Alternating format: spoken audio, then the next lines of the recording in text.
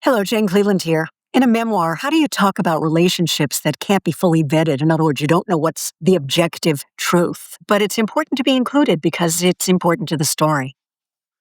Well, I wrote mini-memoirs in my craft books, and I'm thinking specifically of mastering suspense, structure, and plot, in which I included a multi-part little mini-memoir of me and my mother, and then another in mastering plot twists.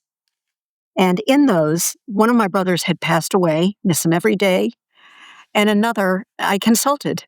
And his memories of the events that I was recounting between me and my mother, and in some cases, the three of us, the four of us with my other brother, it was like, Jane, you're just wrong.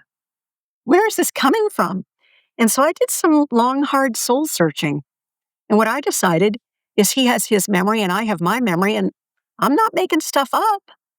My memory may be wrong, but it's my honest, personal truth. So I went with that. And I haven't regretted it one bit. Now, this begs the question about all the different kinds of truth there are. And that's, it's something to think about. There's scientific or objective truth that can be replicated. There's personal or experiential truth. That's what I'm talking about.